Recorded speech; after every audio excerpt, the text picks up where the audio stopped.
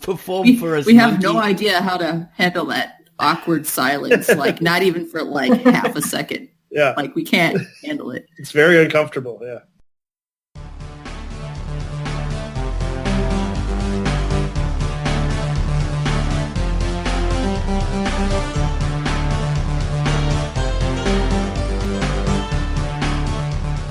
Hello, this is the Quackcast. I'm Ozone Ocean, and this is Quackcast number 297. We're going to be talking about fandoms. And with me is the amazing Pitface. Hello, Pitface. What up? The super intercontinental ballistic Baines. Mushy mushy. Mushy mushy. And the terrifying and titillating Tanserine. Hello, Tanserine.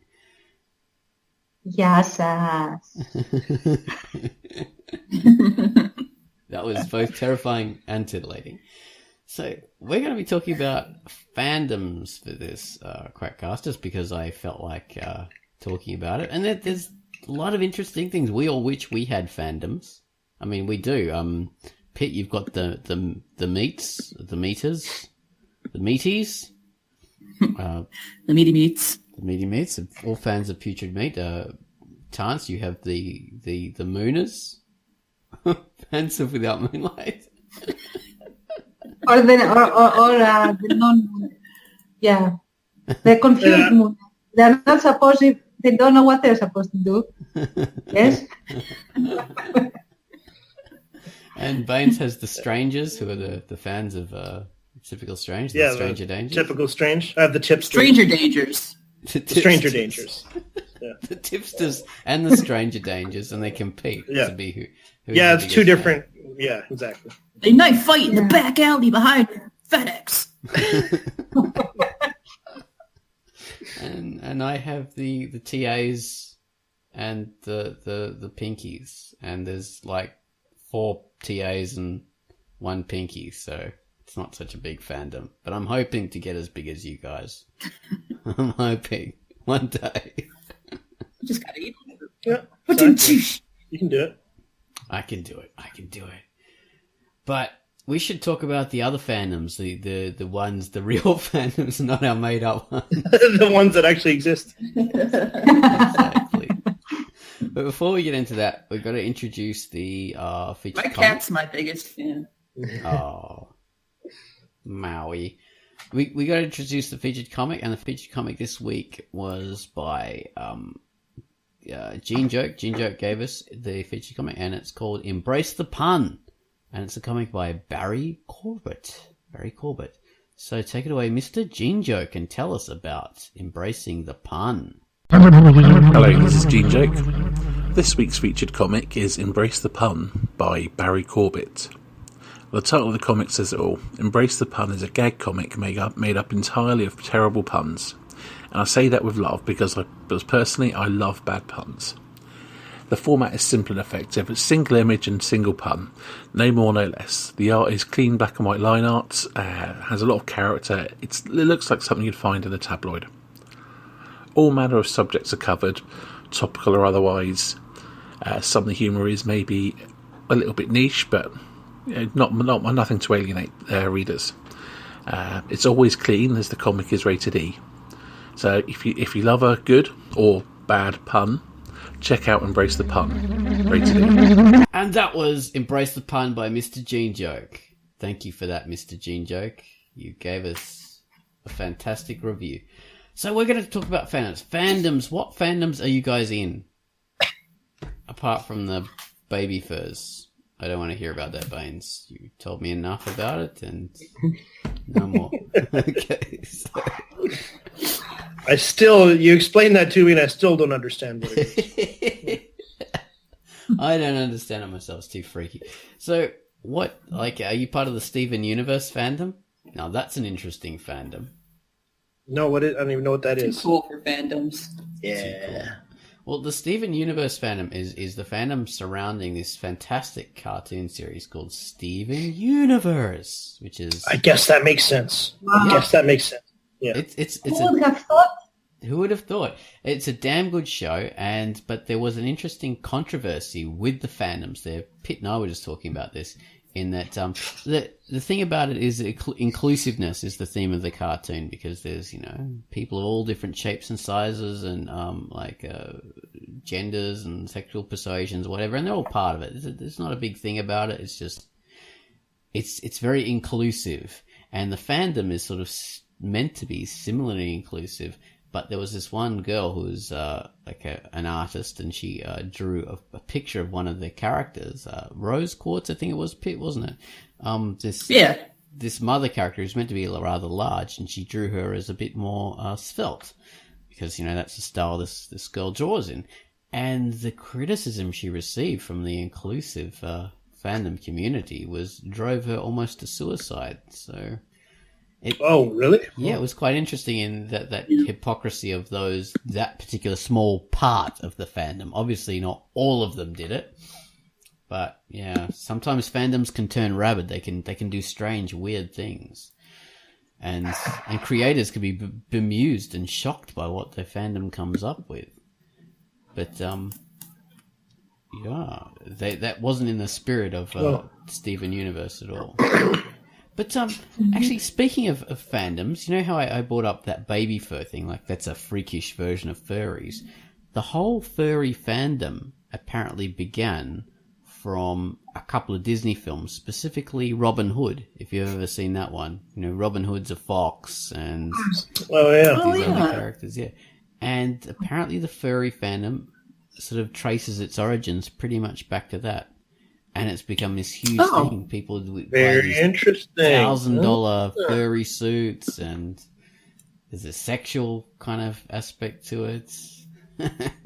Sometimes. Yeah, well, I mean, you'd know, Pitt. I mean, you part of. You're into the community. I'm not really. I'm on the arts side. I can't afford the expensive suit. All my money's in Hussar gear, so. I'm just there wearing the old mascot suit, It smells like vomit and it's way too hot. Whereas you've got that, air-conditioned, super expensive NASA design thing. I got, five, those little, fans going at once, with the little string attached to them and,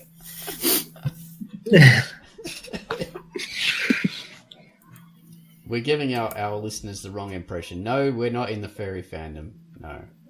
Well, it wouldn't matter if we were, though. Way. It wouldn't, because it's fine to be part of fandoms. Now, are you guys part of any particular fandom? And Pete, you're part of the Judge Dredd and the Dead, I think. Dreadheads, Deadheads, the Dread Universe. You're in that. I like all that stuff a little bit. Yeah. Yeah. So how is it?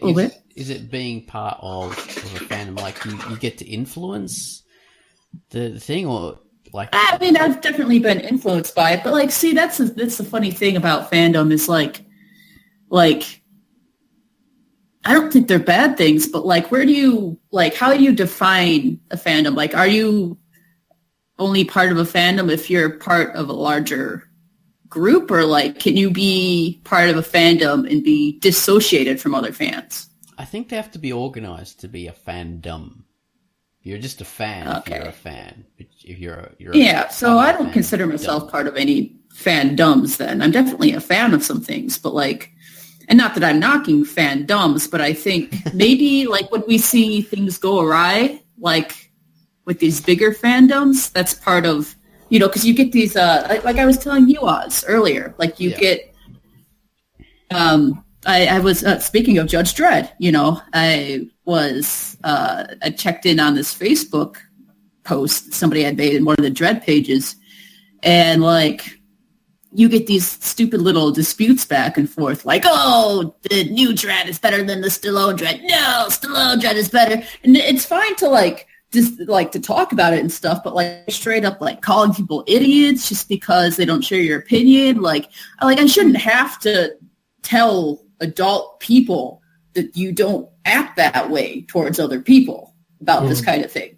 So it's in everything too, man. Once I think it's in anything, once it gets big enough and it gets this identity to it, it's this form to it. It's like it happens with any kind of even political and social movements. They're a lot like fandoms sometimes, and then They are. when it gets big enough, they get these, this flag, if you will, over it. This sort of, this is what it is, and this is the definition of this thing that we love and that we follow. And sometimes that can be counterproductive because it's also very limiting. Yeah, Mhm. to be a It proper stops fan. being inclusive. Actually, now that you mention it, I totally agree. I seem to recall there is this Teenage Mutant Ninja Turtle fandom, apparently, that when they were looking at the news about the new movies that were going to come out, they had Shredder being, I think, non-Asian, being someone else.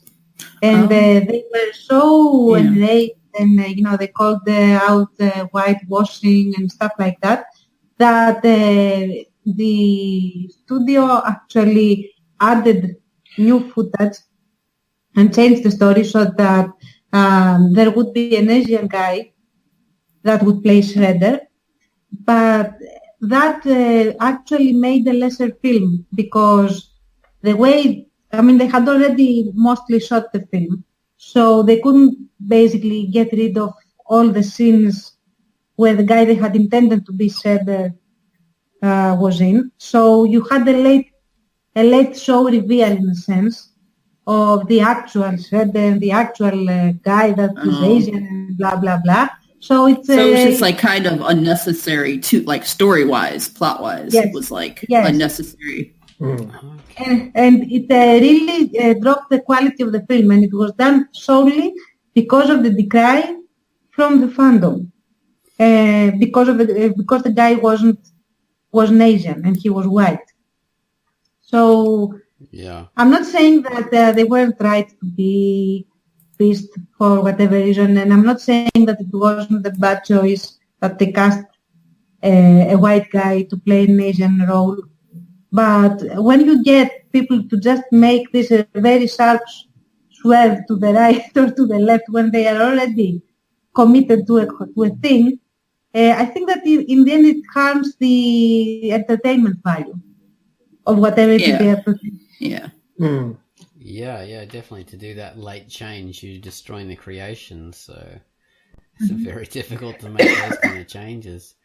Well, yeah, fandoms can get very irate about that. There's the Doctor Strange, very irate about the fact that the old one character is meant to be an Asian character, was played by Tilda Swinton, Oh, right, yeah. an I Australian can't woman. bother. Oh. I was going to Because a say woman- played by a woman from Venus or something, wherever Tilda Swinton is from. Yeah, she's an alien kind of character, isn't Yeah. she? yeah, exactly. So, oh goodness me, just damn things sticking up weird boxes. I can't concentrate when you do that, you stupid recording software. Yeah, there's been a number of kind of things like that. I remember the Dragon Ball Z movie. They had that all with non-Asians in that one. Yeah. And I think... And that was the least of its problems, really. Yeah, the least of its problems. In terms of that one, they didn't really bother to appease the fandom at all. So no one went to saw it. No one went to see it. You got to respect it, like in a way. Yeah, like that's sort of been interesting Oh my lately God. with some of the outrage over some of the remakes and reboots, like doing a soft reboot of a beloved, something, where it's the reality of it is still respected and the fandom of it is still sort of respected, versus kind of rebooting everything and getting rid of everything the fans are attached to can be a disaster. Right? But then it can be definitely with reception, but like then at the same time you want to say, well, how much do you allow? Because what's the point of making something that's just solely supposed to be a copy of something else. I mean, if you want to see, there are reasons to go see things that are like it. If you were to go see, I use Judge Dredd because this is the most forefront thing in my mind right now because I was just talking about it. But, neither movie was dead on to any story of Judge Dredd. There were bits and pieces, especially the first one had bits and pieces of different characters that, were from the Judge Dredd universe, just not necessarily used as you would see them. But anyway, what am I saying? Oh, but it's that's the weird thing about artistic license is it could backfire, but at the same time, this is a movie. Making a movie is an artistic medium. You know what I mean? It's very hard to make something exactly like it had been portrayed in a story or a book or something. You have to fill in little gaps that weren't there. Yeah. Even if you want to stick to it perfectly. So then you have to find out ways to do that. Adapt it to the medium. You have to change it to fit the format of the different medium, which is to an audience that isn't a fandom necessarily. So that means you have to have challenges there to overcome. I think that the biggest issue that you would need in transcribing something into a movie would be to show that you respect the source material more than anything else. I think that both the fandom and the fans and the people that aren't any of this would want to see a story that sounds and feels and vibrates authenticity in the sense that the characters have the same value on screen as they do on a page, whether that is a comic or for example, I'm thinking I didn't used to be, I still am a fan of The Last Airbender. Yes. The cartoon. Avatar. Because the movie was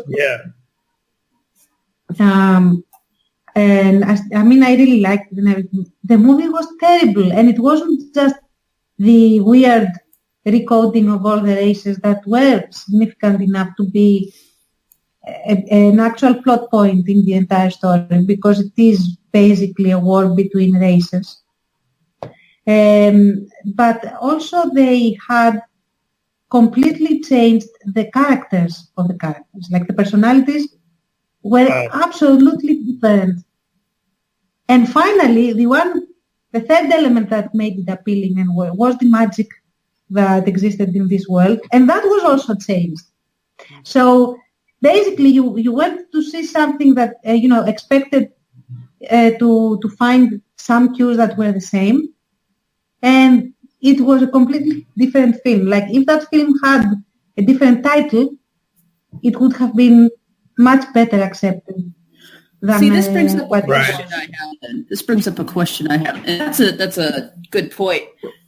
So, what would you prefer? Now, obviously, the thing that we would prefer is a movie that is both done well and adheres to the original plot styles, whatever.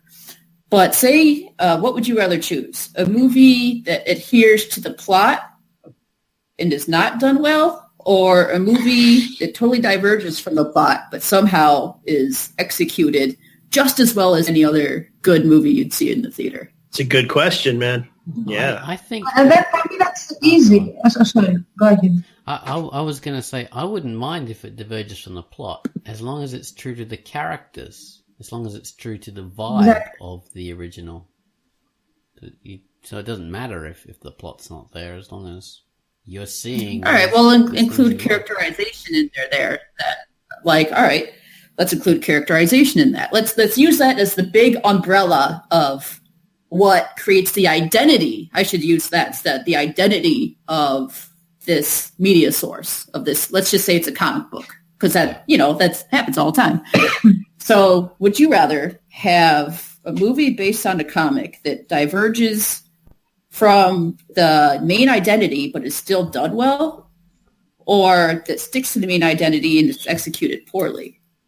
See, like I think a lot of fandom people would actually prefer it to be slavishly a copy of what the comic is, even if it sucked as a movie. Personally, I would always rather it be a good movie, even if it's wildly different. It just sort of has window dressing of, just sort of the, decorative things from the source material. If it's a good movie, it's a good movie. Like I would way rather that. I'd rather no question. It's a good movie. I'll go on. Even if it was something I love, and I take it this is what you mean, like if it's something I loved, like something a comic I was like my favorite comic or something like that. Like I would still rather, even if the movie was different, I'd rather a good movie, man. Sorry, I was rather interrupted. It's a good movie if I wasn't invested in the fandom. If I'm invested in the fandom, then I want it to have enough cues. And what Tant said about something that really has the best, has such a good connection to the source material.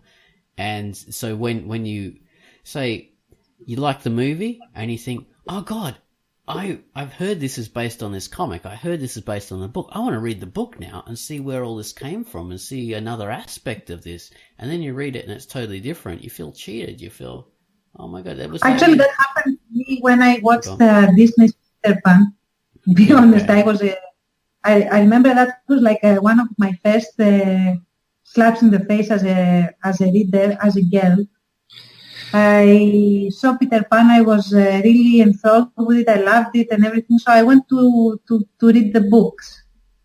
Yeah. The actual original ones. And there is nothing that really reminds of the Disney spirit in those books. Those books are dark and they are gritty. And in the end, spoiler alert, in the end, Peter Pan actually dies. Oh, really? I didn't know that. And that is actually a pretty lonely and cruel death, as a matter of fact. Wow. So I was like what is this? What did I just read? and how can that be, the movie as well? So I wouldn't like that to happen to me. To answer this question, I would prefer a movie that had taken inspiration from the source material and was good, but had a different title, than it not at least having the same mood and character as the source material. I wouldn't care if the plot was altered or different or diverging, as long as the feel of the environment and everything and the characters were consistent. They don't even need to be absolutely faithful, but consistent. Yeah, consistent to itself, kind of thing. Yeah, to finish off my rant, like that was one of the big elements I had with Lord of the Rings, which was really frustrating because the mood is there, the characters and the imagery is there, and the one character that gets really screwed over is the one that I liked, who was Frodo. Like his character is absolutely not only emasculated, but it's screwed. Like there's no reason why he is the way he is, and no reason why he's the ring bearer in the movies. In the books, there is a reason why. Yeah, so that's quietly honourable, isn't he? In the it really spoiled the experience.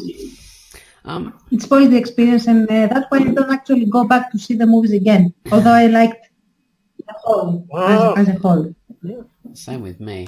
I was just going to bring up an example, of that you talk about.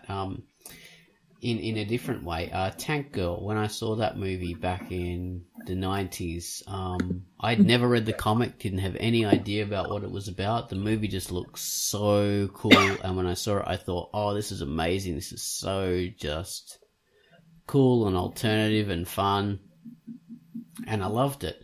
And then I thought, oh, I really want to go and read the comics, and just further this experience. And the comics are absolutely nothing like the movie at all. Comics are a different thing. So I like the movie. I still love the movie, but it's as like Pitt's saying, I think it's a good movie, but it's a completely different experience to the comic. So I still love the movie and I still love the comics separately. I put them into separate compartments, but it doesn't it doesn't pay homage to the comics, and it doesn't it and I think that annoys a lot of people in the Tank Girl fandom, that it didn't express that character and that anarchic feel of that the comics are so famous for. It didn't express that very well. And the creators as well, they hated it. They felt burned.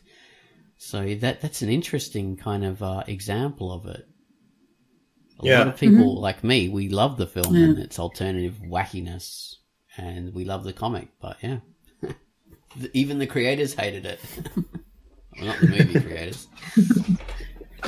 The Shining is another example. Like, The Shining is considered like one of the best, like, classic horror movies, right?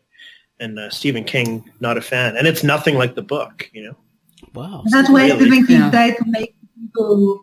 He tried to make it into a movie himself, and nobody liked it. Yeah, I actually liked it, though. I liked it, but I can understand why people did. Yeah, some pretty laughable moments, some corny stuff, top to bottom. But I actually like that. I like that story more. Mm-hmm. Although the movie was terrifying. Well, we're getting to talk about adaptions, I think, more than fandoms, but right, yeah, that's true. That's not really the same thing. So, fandoms are interesting. Can they influence? I mean, we sort of touched on that a bit. Oh, like hell yeah! The Asian character in Teenage Mutant Ninja Turtles, but can they have a huge influence on something, or do they make people change stuff? I know fandoms is the only reason why the Marvel movies exist. I mean, they would. That's what I was thinking of too. Yeah, man, they're like more and more devoted. Like X-Men, the early X-Men movies were not like, they kind of had what Pitt was talking about. I thought they were pretty good movies, the first two, but they were not. I mean, they changed a lot to sort of make the movies work as movies. Yeah, black outfits, not the colored uniforms and stuff. Yeah, it changed the outfits, and sort of the vibe of it was somewhat different, but I thought it was, like, I thought they were done well. And it was respecting the characters, even though they changed a lot of details. But those movies are a long time ago now. They seem to be a lot more, Marvel anyway, is a lot more devoted to the source material, to doing it the way it's done. And people are willing to accept it now. Like, the kind of elements that would have seemed so silly in movies, 15 years ago, now are like huge mainstream successes, so it's kind of awesome. Deadpool's first appearance in the X-Men film was completely changed. People went crazy. Yeah, they hated it. And that decision was made at an executive level, and everybody hated it.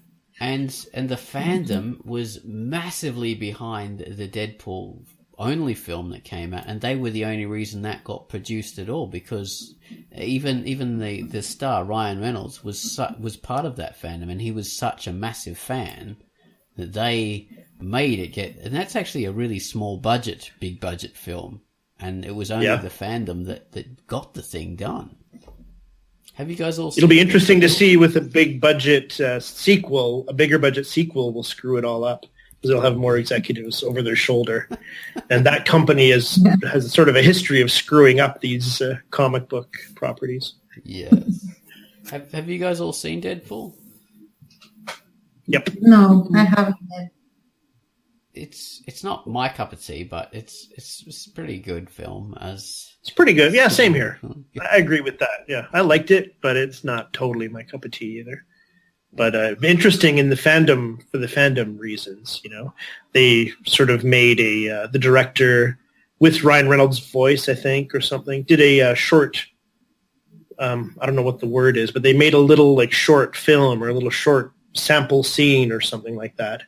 And still, like, to try to get the movie financed, to get it greenlit, and still it was a no-go until they released it online.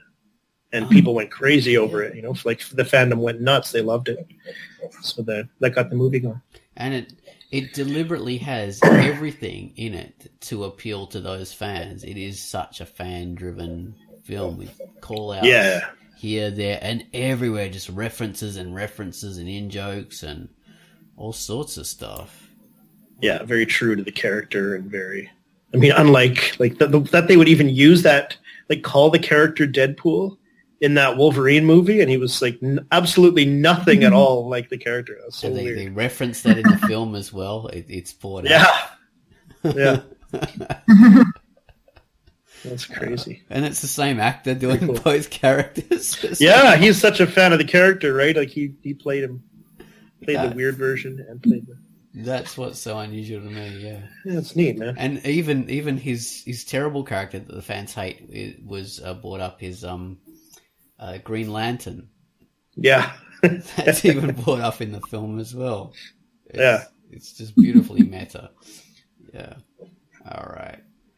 But say what about Pitt? You are in part of a fandom like the Dead. Isn't that how you got into actually being an artist for that comic? For it, yeah. Well, I was never. Oh, yeah, I was. Duh, I get it mixed up. So, I'll try not to get too convoluted here with my own backstory, but so I loved this comic called Dead World. I still love it.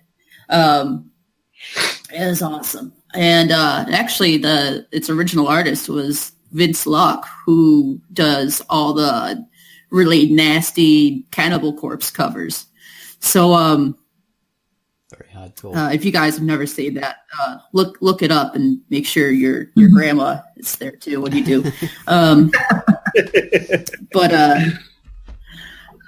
So it was, some years ago now. I must have been, I think, 18 or 19 years old. It's right after I got kicked out of Canada, Baines. I'm sorry I had to do that. You can't behave that way and expect to stay. I'm sorry. And so I was on this forum, and I started talking. It was a Dead World forum, and it had like maybe 3 active people in it. You know, that's how big this thing was.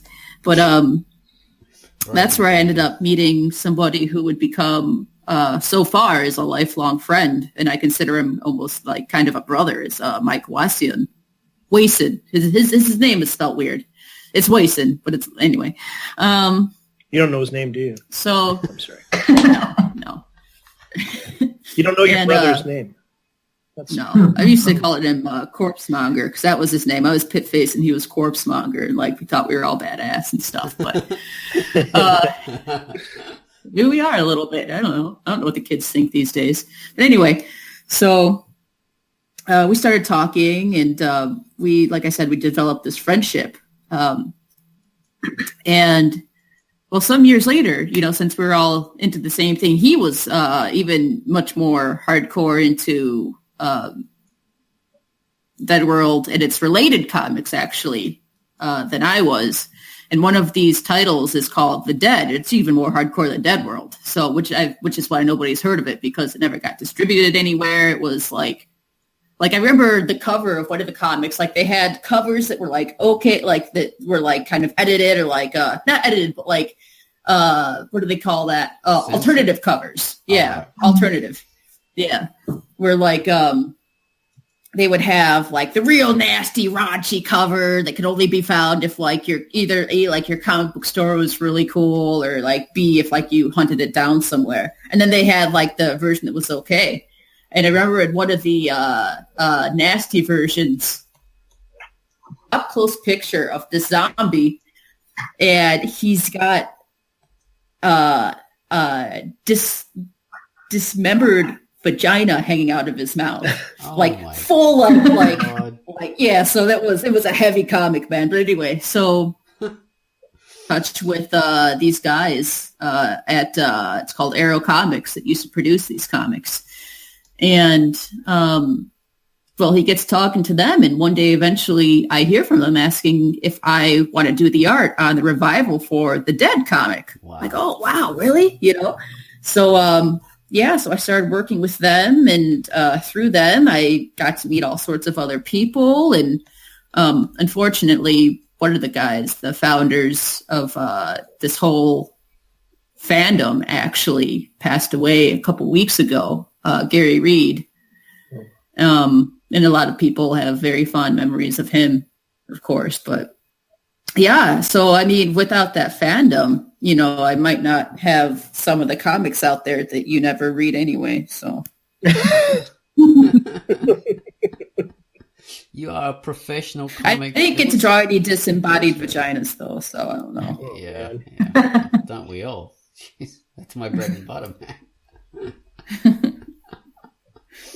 Oh, but yeah, that made you, get all this professional experience as an artist. So being part of a fandom can be a thing. A lot of people are part of fandoms before transitioning on to being professionals. That happens with a lot of established comic artists and comic writers and sci-fi writers. A lot of people started out. I mean, 50 Shades of Grey was a fan novel. A lady who was part of the like the super example. yeah. So she was part of the fandom of what was it? Twilight.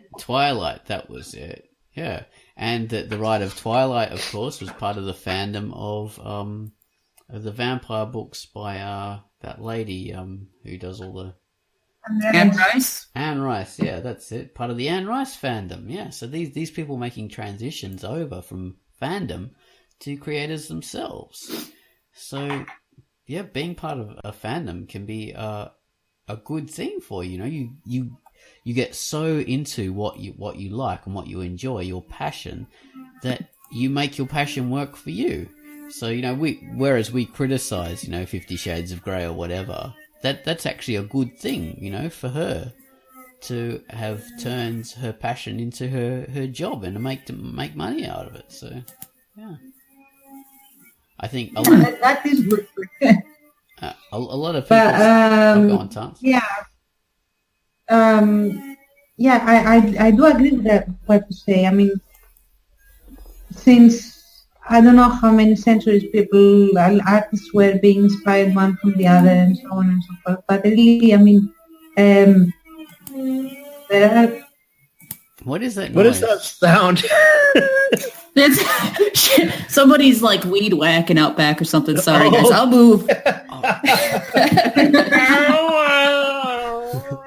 I thought it was like someone playing a violin in the background. All right. Somebody has a suffering, like a cat who's desperately trying to do something. Pitt's mum's on the saw in the background. Yeah. Making ice sculptures or something. Well, she is an artist. I wouldn't be surprised. Oh, that's right. Yeah. Yeah, it's probably her with the weed whacker. Yeah, smashing away at some great topiary creation in the back lawn there. Excuse me. Oh, so Tance, you were talking about the fandoms and creations for centuries and stuff. Yeah, no, I said that fandoms are a hotbed in a sense for new artists, and that I just honestly,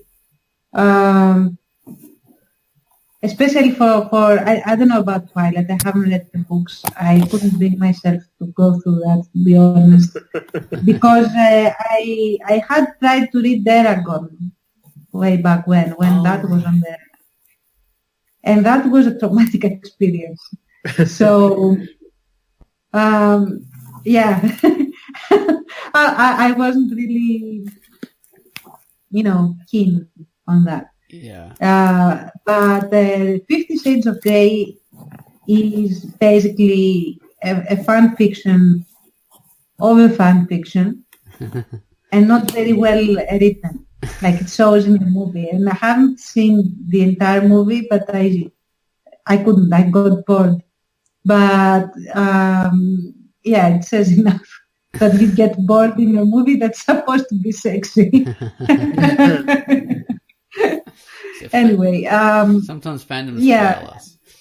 It's unfair for the fandom chat, but I had to say my rant at that. Sorry. That's fair enough. Actually, I read about the early days of Isaac Asimov, sort of a biographical like a trip through some of Isaac Asimov's early stories that he had published in pulp magazines and hadn't had published anywhere else. So he had them all in a big anthology. And he was talking about how he started out as a massive science fiction fan of the pulps back in the 1930s.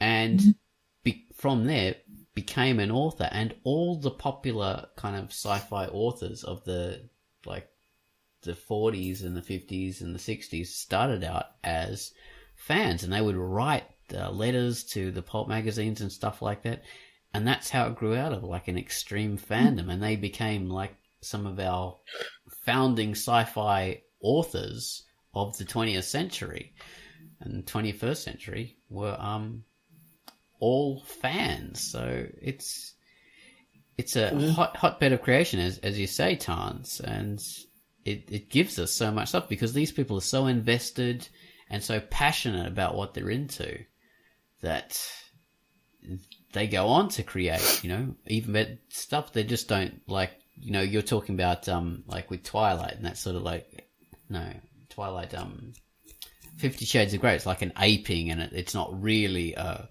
good kind of flowering of creation. It's just like a third hand kind of creation. Whereas these other people go on to become incredible creators and create amazing stuff that's, far more than the sum of its parts.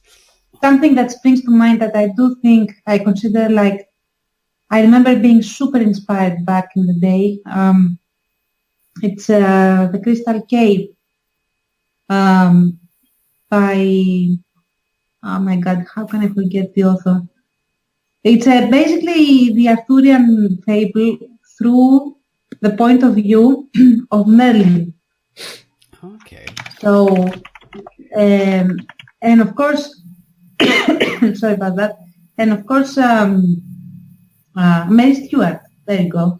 Mary Stewart is the author, and these books, because there's a series of books called The Crystal Cave, and you follow Merlin from his early years when he was like an adolescent and all through everything that happens. Like it's amazing art because it's the same tale, but it gives such a spin, modern spin around it, and the point of view and the emotions and everything. This is art, inspiring art, as you said. So, I greatly recommend it to anyone who is into the Arthurian legend and, proud knight, fair lady kind of things. I used to be super Fairy fan tales at and the stuff time. like that. Yeah. Yeah. So, yeah, that was through inspiration, and you got originality, as I said in that news post, originality that still has the same plot line, but it's so original, it's completely different from the source that it was inspired from. Yes, it's something new. And just on that subject of creating something new, I think all of us have been fans of various things, and that must have influenced our work. Like I said with the Tank Girl film, that is Tank Girl and Ghost in the Shell were huge influences on Pinky TA. I don't know if I was part of the fandom of either of those groups, but I was a big fan, and that influenced me to create. I know, Pitt, you talked about the Dead and Dead World and Judge Dredd, and I'm sure those all had massive influences on Putrid Meat and the story of Blitzov in various ways. Tance, did you have any big influences from things that you were a fan of? Well, yeah, of course. I remember more significantly the inspirations for my novels, The Art of Veiling, which is a high fantasy one. Yeah. Where although I was a big fan of Tolkien and I still am, I really like his comics. the inspiration was to take that and apply it in prehistory, in a sense, like a pre-world history, more or less. Okay. So then I remember being very inspired by this book called, bless you, called Thank you. Fingerprints of the Gods by James Hancock. So this is a book that basically you could say it's a conspiracy theory book or something like that, or a what if book if you want, that is trying to support a sort of Stargate theory, that the pyramids weren't actually built by the Egyptians, but they were built by some other civilization that came before them, and that was much more advanced, but was destroyed in a sort of Atlantean myth, in a sense. So I said, okay, that's very neat, and it always inspired me very, very much. So I tried to create that world, the world that would be before those pyramids and that would leave traces after the destruction. So that was one inspiration. And the other inspiration that I really had was for Without Moonlight, where you would be, where Sherlock Holmes old movies, and which has nothing to do with World War II. And there is this novel by Anne-Marie Selinko, which is called Desiree, and it is supposed to be like a diary of the woman who became Queen of Sweden and during the Napoleonic years. And she starts off as a French middle-class girl and, goes through the entire French Revolution and so on and so forth. And it's pretty riveting if you are into that sort of thing, if you like historical novels. So these two elements were very much inspiring to me in the way I wanted, the feeling that I wanted to give to that Moonlight. This sort of storybook, but horror in the storybook kind of feeling. So there's that. Oh, yeah. That's diverse influences. Yeah, so that is what being a fan and not necessarily being part of a fandom can lend you, all these amazing influences and inspirations, really. What about you, Baines? Were you part of any fandoms or anything that influenced yeah, a lot of like fandoms like had a big influence, the Kiss Army. Seriously? The Kiss Army? The Misties, the Trekkies, the Brown Coats, the Bernie Bros. The Bernie Bros. You're a long-time member of the I'm Bernie kind of Bros. going to be disappointed if you were part of the Kiss Army now, because that just seems like where you belong now. Like, it makes Thank sense. You. Hey, I want to rock and roll all night. Yeah, that's exactly Who what doesn't? I was thinking. Yeah. So, yeah, I can just imagine you with the face paint over the beard and everything, and you probably look more like the guy from what was it, 1,000 Corpses or whatever. Rob Zombie? Yeah. White Zombie? Yeah. Rob Zombie. But you'd get there. You'd get there. Oh, that's a point. Do you think Rob Zombie was part of the Kiss Army? Did that influence him? It's a good point. I know he was an Alice Cooper fan. Oh, okay. And that kind of was an extension of, Alice Cooper's thing. Sort of went on to inspire Kiss and Rob Zombie and lots of other, Marilyn Manson. They're part all of those guys who took that forward. The fandom of the carnival horror theme in metal music. So that's all what that was part of, and it all has a traceable line through all the way back to Arthur Brown or whatever with his is it Arthur Brown? His Hellfire. I am the king of Hellfire, and I bring you fire. Whoa. Yeah, it all goes back to that kind of thing, and that was a split off from the other metal music at the time, Led Zeppelin or whatever, and people were sort of doing that with Black Sabbath, but it was more cartoony with their right, their influences of horror.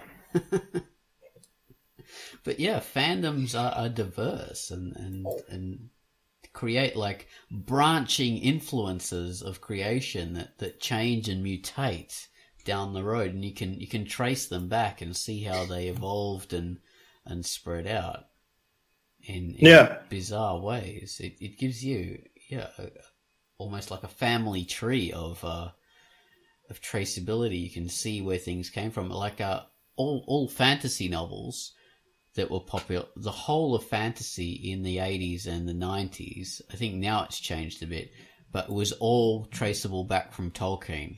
There were some people who were doing independent fantasy, and some people who were inspired by fairy tales, or more the sword and sorcery stuff or whatever from like Robert E. Howard. But most people were just directly inspired by Tolkien, and you can trace them back. And people who came after were inspired by like the Sword of Shannara or whatever, which was all based on Tolkien, which gave fantasy a very bad reputation because they were like second-hand copies, Right. So you can count the good Tolkien-influenced fantasy on your fingers. It was very, very second-hand. So can you guys think of any examples? I'll go on, Tons. And those that were not Tolkien inspired at the time were really hard to find also.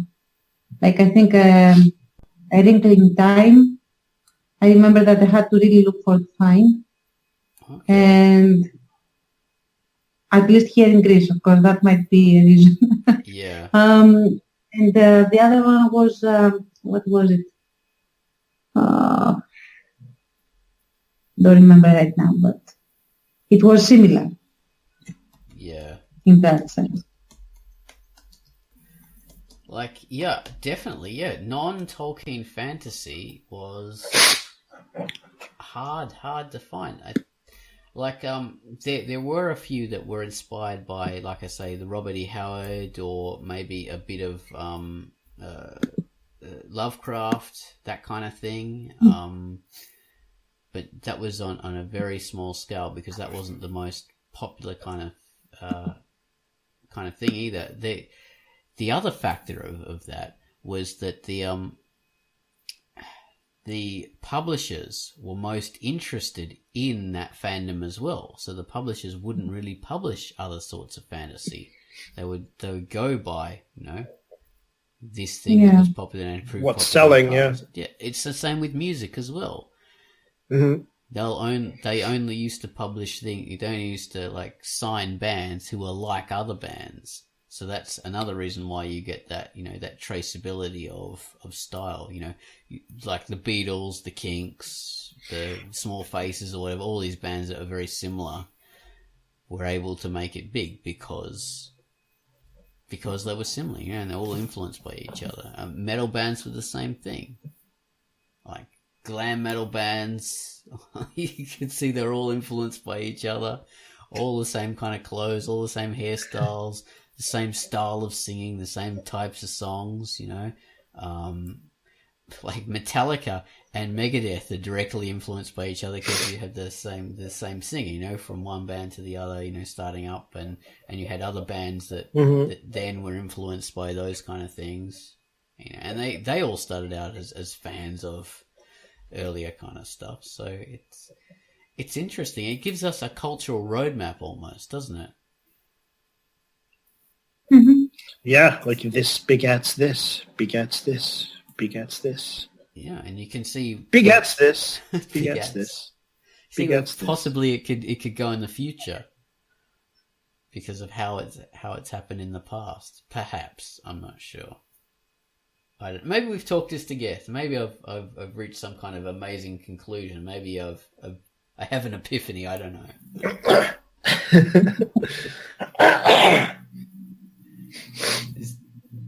perhaps a good place to end.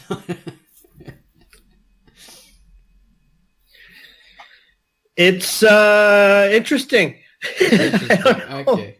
I've taken it into my realms. All right, well. Anything to add, guys, before we sign off? I'm really hungry. I'm really sorry. All I've been thinking about is food. Like, ever since we were talking about pizza before the cast, I'm like, dude, I really need some pizza. Well, we need to do that. We need to do the pizza cast. The pizza cast. I'm joining the fandom of bacon and eggs. Will you join the fandom of the pizza cast? Of course. Will you be on board for that? All right, we'll maybe next Absolutely. week. What do you reckon? Sure.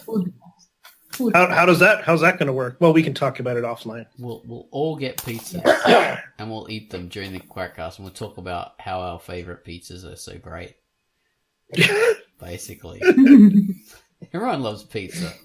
I think that's a winner. All right, guys. Thanks very much for being part of Quackcast 297 Fandoms. Bye. Bye. Yay. Bye. Bye.